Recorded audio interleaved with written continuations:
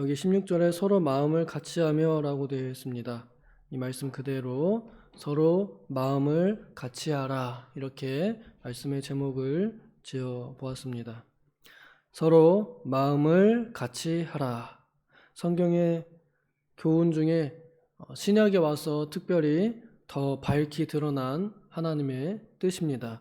서로 마음을 같이 하는 것입니다.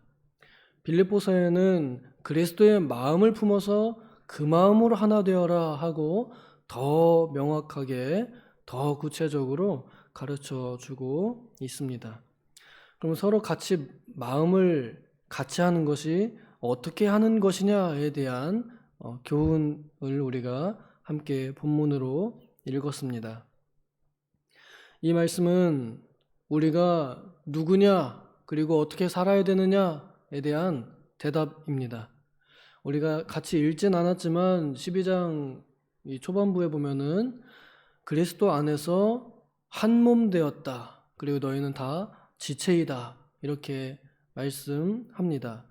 우리가 누구냐? 그리스도의 몸이다, 그렇다는 겁니다. 그리스도의 몸이라는 것은 그리스도의 것이라는 것입니다.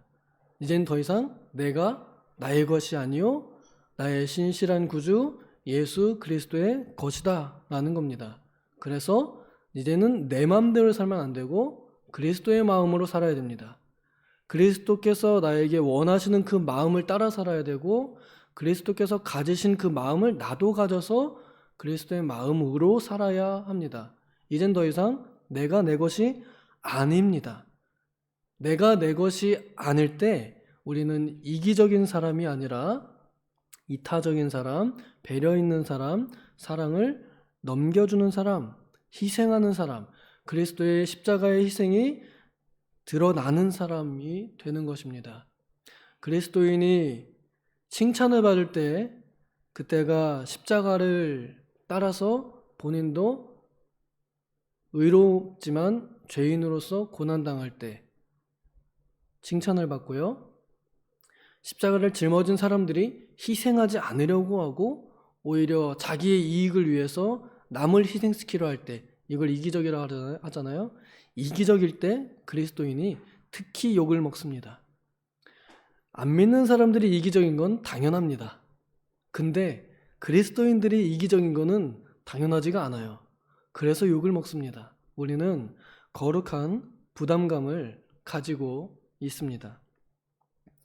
15절에 그 쉬운 방법을 가르쳐 줍니다. 제가 적어도 1년에 한 번쯤은 이 본문을 가지고 말씀을 나누는 것 같습니다. 즐거워하는 자들과 함께 즐거워하고 우는 자들과 함께 울라 하는 것입니다. 쉬운 거 아니에요? 저기 우리 눈앞에, 우리 근처에 즐거워하는 사람 있으면 어떻게 해요? 나도 가서 즐거워해주면 되고요, 내가 보는 이 시야 안에 슬퍼하는 사람 있으면 어떻게 해요? 가서 같이 아이고 슬퍼하면 돼요. 근데 이게 그렇게 쉬운 일이 아닙니다. 왜냐하면 우리 마음속에는 두 가지의 마음이 계속 싸우고 있거든요. 하나는 새롭게 된 마음과 하나는 옛날의 습관입니다. 옛날의 습관은 시기심이 가득해요. 이기심이 가득해요. 그러니까 사촌이 땅을 사면 어떻게 돼요? 배가 아픈 거예요. 그러니까 내 지금 보는 광경 앞에서 막 히히덕거리고 즐거워하는 사람이 있으면 어떻게 돼요? 내 옛날의 모습은 뭐 그렇게 좋은 일이 있어가지고 뭘 그 정도 가지고 즐거워하나, 아니면은 이제 내 자신을 생각하면서 나는 이것밖에 안 되는데 쟤는 저렇게나 됐네, 이러면서 자괴감 가지고 또 자기 혐오하고 신세한탄하고, 그러니까 다른 사람의 즐거움이 즐겁게 느껴지지 않아요. 오히려 다른 사람의 즐거움이 나를 더 초라하게 만듭니다. 하지만 그리스도인의 마음은 그렇지 않습니다. 새롭게 되었습니다. 그리스도께서 하나님이신데 사람의 몸을 입으신 것은 사람의 모든 감정과 고통, 감각 다 직접 아시지만 직접 느껴보시려고, 체휼하시려고 죄인의 몸이 되셨습니다. 그래서 같은 마음을 가져보신 거예요. 같은 심정을 가져보신 거예요.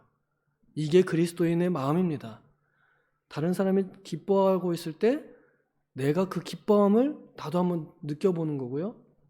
다른 사람이 슬퍼하고 있을 때 나도 가서 그 사람의 슬픔을 느껴보는 것입니다. 이것이 그리스도인의 마음입니다. 우리 안에서 계속 싸웁니다. 그리고 이것을 방해하는 것이 내 옛날의 습관, 그리고 마귀의 세력, 마귀의 방해, 그리고 돕는 분이 내 안에 계신 하나님, 성령 하나님이 또한 도우셔서 우리로 하여금 능히 옛사람으로는 못하지만 새 사람으로는 할 수 있는 이 일을 하게 하십니다. 그래서 성령 안에 있는 사람들은 이게 돼요. 즐거워하는 사람이 있으면 가서 야 무슨 즐거운 일 있냐? 기분이 좋아 보이면은 야 무슨 일인데 한번 얘기해봐. 내가 축하해줄게. 같이 말하게 되고요. 성령 안에 있는 사람은 슬픈 사람을 찾습니다. 지금 저 사람의 표정을 살펴보고요. 그 사람이 지금 어떤 상황에 있는지를 알아보게 됩니다. 그리고 그 일을 남의 일로 여기지 않고 나의 일로 여깁니다.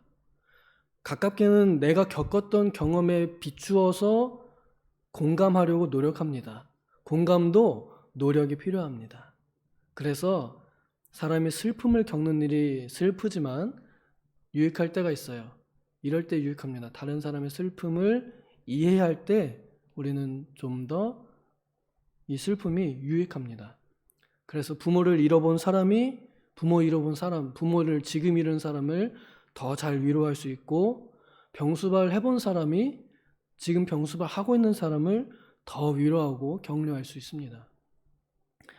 내 몸이 여러 가지 질병이 올 때, 특히 우리 연세 드신 분들 하나씩 없던 병들이 생기잖아요. 그래서 더 마음이 넓어지는 것 같아요. 예전엔 몰랐던 그 고통을 이제는 알거든요. 그래서 그 고통 당하고 있는 사람들을 하나씩 품어갈 수 있고 이해할 수 있습니다. 이렇게 그리스도인의 마음은 그렇습니다. 타인을 내재화시키는 겁니다. 다른 사람의 아픔과 다른 사람의 기쁨을 내 걸로 여기는 겁니다. 그리스도께서 그렇게 하셨던 것처럼. 이것이 우리의 정체성입니다. 다른 사람의 즐거움과 기쁨과 슬픔을 내 것으로 여기는 사람들, 이것이 그리스도인입니다. 이것이 하나님을 믿는 사람들이고 하나님의 자녀들이고 이것이 교회 다니는 사람들이고요. 이 사람들이 오늘 우리들입니다. 우리 개신총회의 정체성은 여기에 있습니다. 남의 일을 내 일로 여기는, 믿음의 가족들에게 선한 일을 먼저 하는 것이 우리의 정체성입니다. 그래서 서로 마음을 같이 하게 되는 것입니다. 높은 데 마음을 두게 되면 마음을 같이 할 수가 없습니다. 마음이 같지 않은 경우가 이 마음의 정도가 다르기 때문이거든요. 예를 들면은 마음이 겸손한 사람과 마음이 교만한 사람, 마음이 같을 수가 있을까요? 절대로 같을 수가 없습니다. 다르거든요, 위치가. 세상 사람들은 일에서 싸웁니다. 서로 마음이 다르거든요. 어떠냐면요, 내가 더 높다고 자꾸만 생각해요. 내가 더 지혜롭다 생각하고, 내가 더 똑똑하다 생각하고, 내가 더 옳다고, 내가 더 맞다고 생각합니다. 그래서 싸웁니다. 마음이 맞지가 않아서 싸웁니다. 그런데 우리 그리스도인들의 마음은 어디에 있습니까? 우리가 노래를 불렀던 것처럼 거룩한 손으로 제자들의 발을 씻어주는 예수 그리스도의 마음까지 낮아져 있습니다. 낮은 마음이 우리들의 마음이거든요. 그러니까 여기서 높아지는 데에 마음을 두는 사람들은 같이 마음을 같이 맞출 수가 없습니다. 교회는 똑같이 다니는데도 맞출 수가 없습니다.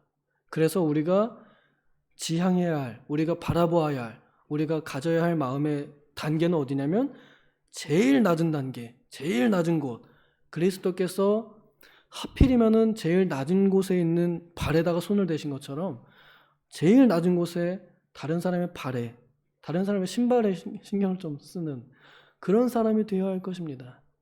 사람의 낮은 곳으로 마음을 두는 것, 내 마음이 거기로 내려가는 것입니다. 그렇게 할 때 우리는 그 낮은 곳에서의 마음을 같이 할 수 있게 되는데, 그런데 우리는 옛날의 습관, 다시 난 쟤보다는 똑똑해. 쟤보다는 좀 더 가졌어. 쟤보다는 좀 더 옳아. 내가 맞아. 이런 생각이 자꾸만 있어가지고 그래서 우리는 다시 한번 싸우게 됩니다.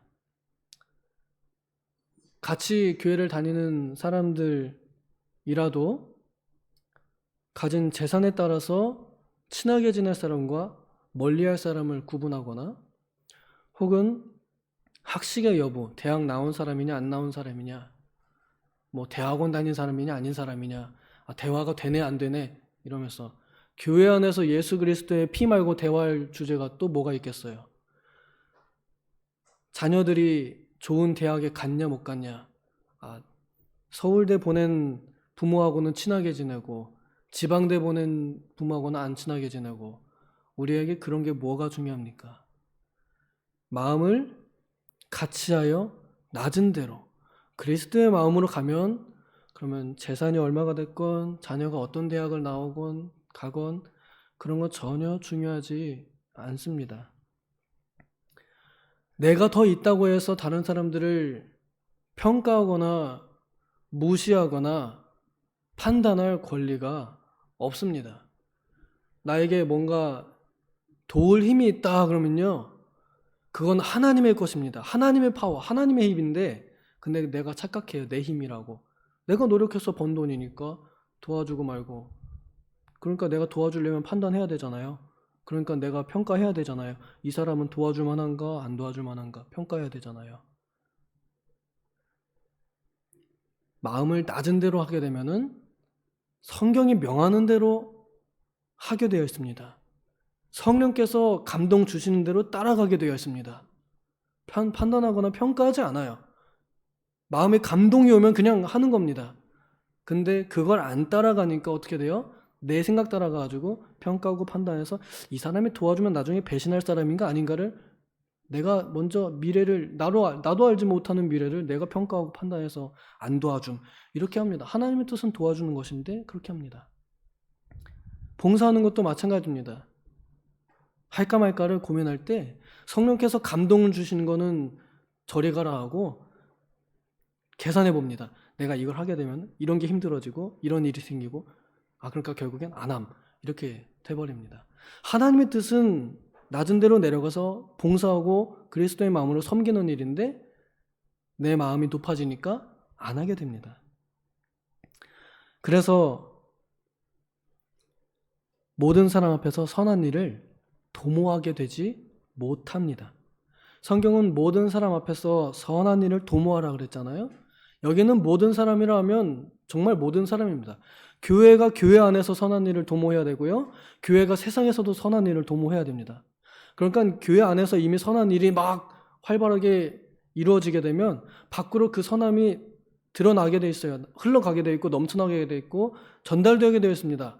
그래서 세상 사람들이 볼 때 이 교회는 선한 단체구나 라고 이렇게 다 알게 되어 있습니다.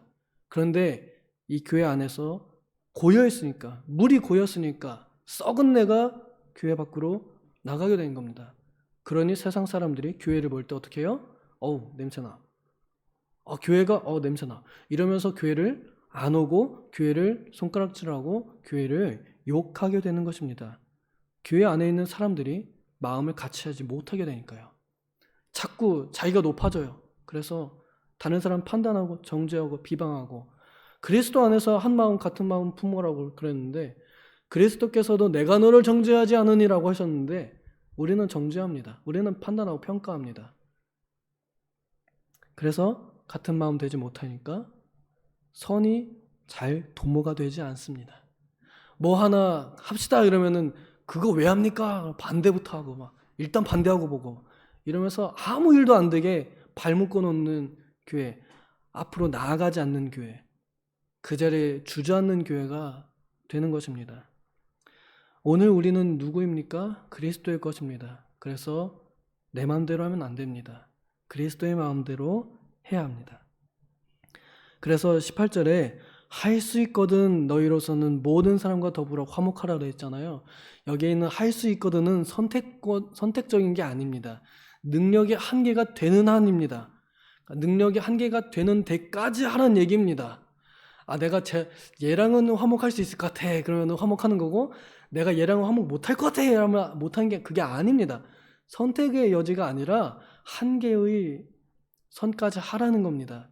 여기 그 전에 분량대로 주셨다라고 했거든요. 분량대로 하는 겁니다. 능력대로 하는 겁니다. 할 수 있는 만큼 최대한으로 화목하도록 노력해라라는 겁니다. 내가 가진 모든 하나님께서 주신 선물을 따라서 화목하도록 노력하라 하는 겁니다. 우리가 가진 이 화목이 있을 때 이 교회가 살아나고요. 이 교회의 주변이 살아납니다. 교회 주변들이 살아나게 되면 이 세상이 살기 좋은 동네가 될 것입니다. 하나님께서는 우리에게 왜 교회로 부르시고 왜 교회를 두셨냐면 이렇게 그리스도께서 이 땅에 내려오셔서 던지신 그 생명을 다시 한번 우리로 하여금 흘러가게 하시려고 하시는 거거든요. 그러려면 우리 교회가 이런 모습을 보여주어야 합니다. 서로 마음을 같이 하는 모습을 보여주어야 합니다. 오늘 저 양주에 잔치가 있죠. 우리 고읍중앙교회 상가교회였습니다. 상가교회의 최고의 소원이 뭐예요? 내 땅 가지고 지상교회 짓는 거잖아요. 그 소원을 오늘 이루어지는 날입니다. 그 교회에게 있어서 얼마나 역사적인 날이게요. 그런데 그 부담이 또한 얼마나 크게요. 능력도 안 돼 보이는 작은 교회에서 엄청난 덩치로 키웠단 말입니다. 그러면 우리가 그걸 판단하고 평가할 권리가 있습니까? 권한이 있습니까? 우리가 그 교회 짓는데 뭐 수십억 투자해 줬나요? 아니에요. 잠깐 도와주고 잠깐 기뻐할 뿐입니다. 여기에 대해서 우리는 왈가왈부할 권한이 조금도 없습니다. 그 교회는 내 것이 아니기 때문에, 산자와 죽은 자를 심판하러 오실 예수 그리스도의 교회이기 때문에 우리는 그저 그리스도께서 명하신 대로 기뻐할 거 아니에요? 기뻐해 주면 되고요. 부담스러울 거 아니에요? 이제 대출금 갚아야 되니까 모든 그 교회 성도들이요, 같이 슬퍼하면 됩니다. 그리고 교훈을 따라서 말과 혀로만 사랑하지 말고 행함과 진실함으로 사랑을 나타내면 그러면 됩니다. 이 마음에 우리의 마음을 합해야 할 것입니다. 그렇다면은 입당 감사 예배 가야겠어요? 안 가야겠어요? 가야겠죠? 축하해줘야 되겠죠? 결혼식 초대했는데 안 오면 서운하잖아요? 입당 감사 예배 초대했는데 안 가면 서운하잖아요? 축하한다는 마음이 가는 거잖아요? 그리고 갈 때 그냥 가겠어요? 몸만 가겠어요? 봉투 하나씩은 챙겨 들고 가야겠죠? 행함과 진실함을 챙겨 들고 가야겠죠? 그 교회가 또 맛있는 뷔페를 또 대접한다고 하니 그 밥값은 기본이고, 그 다음에 그 교회를 리모델링 하는데 들어간 얼마의 이 금액이 있겠는데, 뭐 다는 아니겠지만 그래도 어느 정도는 같이 협조해야 되지 않겠어요? 그렇게 해서 네 교회가 아니라 우리의 교회다, 하나님의 교회다 라는 것을 우리가 고백하고 증명해야 되지 않겠어요? 이게 정말 믿는 사람들이 보여야 할 자세 아닐까요? 저는 남의 교회 잔치가 아니라 우리 교회 잔치라고 생각할 때 하나님의 나라가 우리 안에서 이루어진다고 생각합니다. 남의 일이라고 여길 때 그때 이미 그 나라가 쪼개지는 것입니다. 내 안에서요.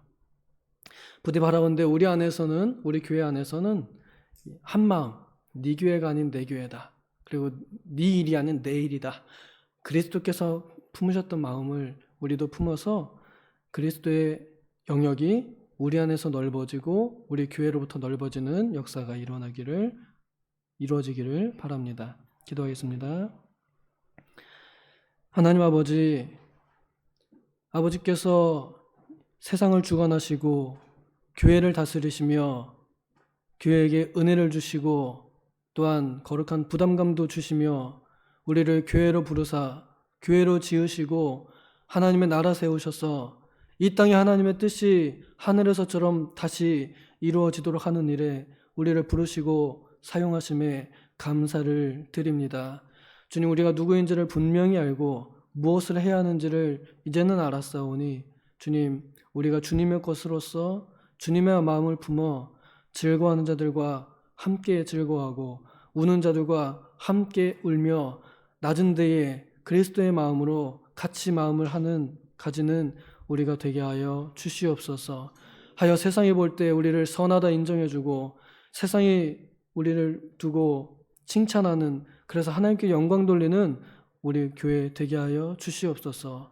감사드리며 예수님의 이름으로 기도하옵나이다. 아멘.